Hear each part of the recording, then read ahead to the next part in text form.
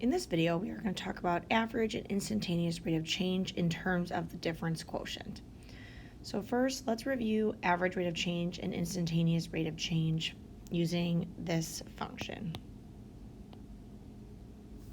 So if I'm going to find the average rate of change, what I'm going to do is find the function in terms of 5 and the function in terms of 2, subtract those over 5 minus 2. So first I need to think about what is the function at 2 and the function at 5. So if I substitute 2 into the function, I will get 1, and if I substitute 5 into the function, I will get 31. So I'm going to do 31 minus 1 over 5 minus 2, so I would get 30 over 3. So my average rate of change over the interval of 2 to 5 would be 10. Now they want me to find the instantaneous rate of change at 2. So now I'm going to find the function in terms of 2.001 and subtract that in terms of the function at 2. And that will help me find the instantaneous rate of change. So I know the function at 2 is 1, and the function at 2.001 is 1.00, it's going to be a long one, 1.004002. So now when I'm finding my instantaneous rate of change, I'm going to have 1.004002 minus 1 all over 0.001. So that'll leave me with just the decimal part over 0.001. So that means my instantaneous rate of change will be 4.002, or approximately 4. So now we're going to review difference quotient, and we're going to use difference quotient to actually help us find the rate of change and instantaneous rate of change. So if we remember from last unit, our difference quotient is the function of f plus h minus the function in terms of x all over h. So the first thing I need to do is plug in x plus h for x and calculate what f of x plus h is. So I'm going to do that really quick. So if I square this part, I'm multiplying it by itself. So I'll end up with 2x squared plus 4xh plus 2h squared minus 4x minus 4h plus 1. And I do not see any like terms there, so I'm going to substitute this whole thing in for f of x plus h. So I'm going to have 2x squared plus 4xh plus 2h squared minus 4x minus 4h plus 1. And I'm going to subtract that from f of x, which is my original function up here. So minus 2x squared minus 4x plus 1 all over h. So remember, really this is going to become minus 2x squared plus 4x minus 1 once you distribute the negative in.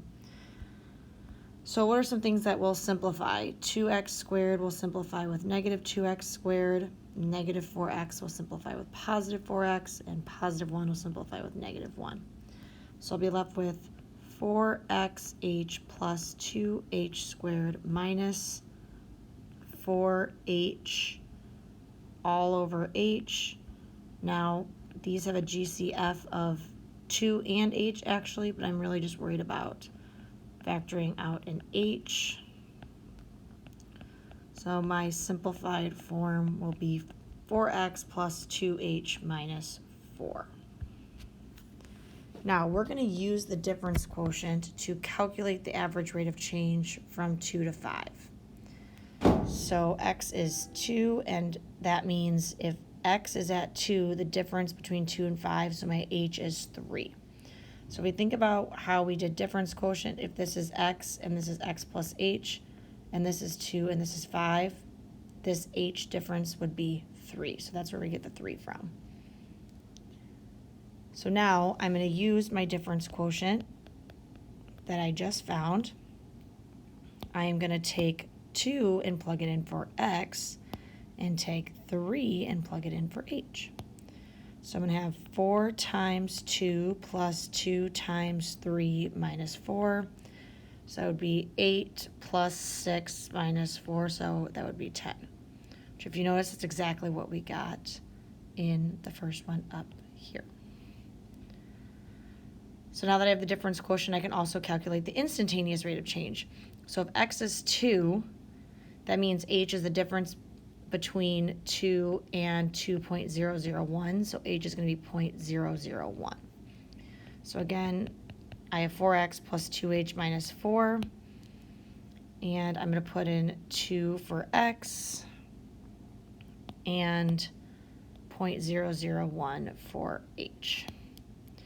So 4 times 2 plus 2 times 0.001 minus 4 will give me 4.002, or approximately 4, which is also what we found up here. So there are two different ways to calculate average rate of change and instantaneous rate of change. One is by doing the slope formula. The other one is by using the difference quotient. So again, here's a little picture of illustrating. Here's x plus h, so that means the distance between them is h. So for, like I said, if this is 2 and this is 5, the h would be 3. So that's how we get the 3. So then, remembering when we talked about difference quotient last unit, we got this actually from the slope formula, that if this is a point and this is a point, we're going to do y minus y over x minus x. Well, if I do y minus y over x minus x, that's how I get just h left in the denominator. So that's where our difference come from. It's that slope of the secant line.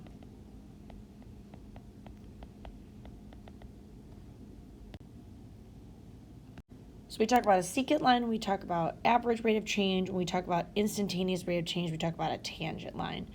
And so we talked about this a little bit yesterday, but when we're talking about the limit, we'll talk a little bit more about limits later in this year, as well as in calculus. But basically, this helps us find that instantaneous rate of change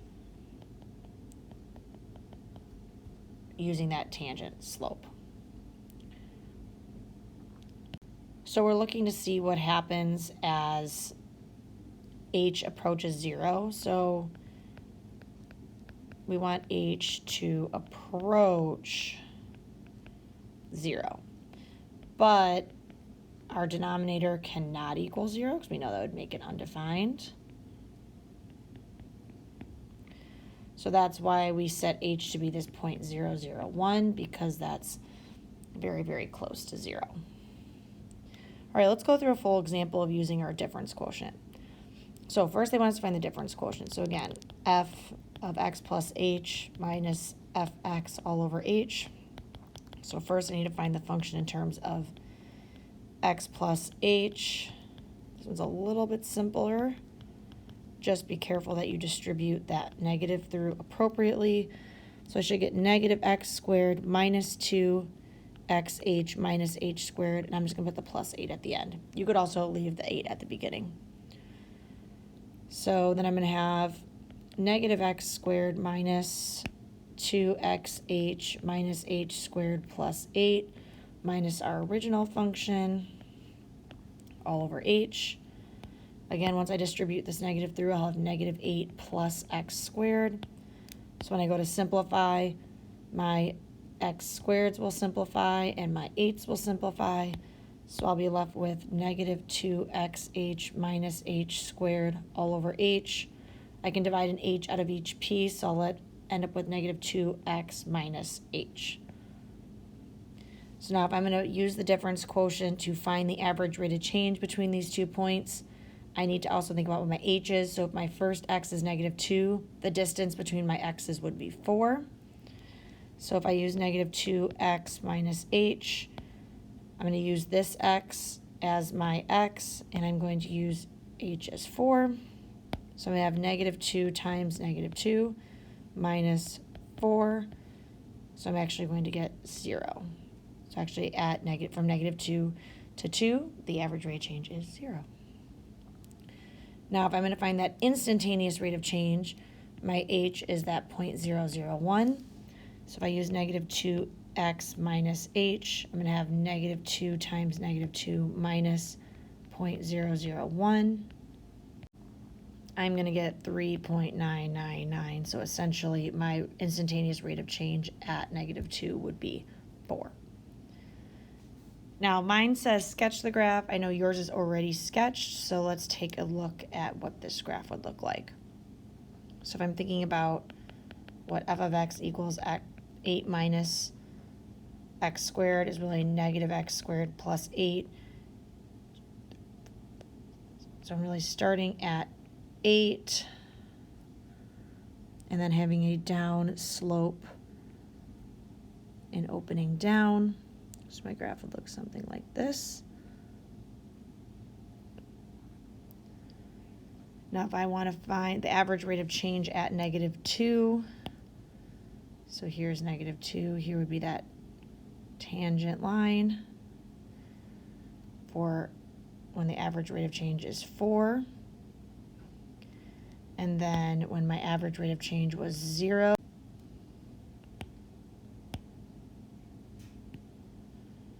that was from when x was -2 to x was 2. My average rate of change was 0, which makes sense because from -2 to 2 would have been a horizontal flat line.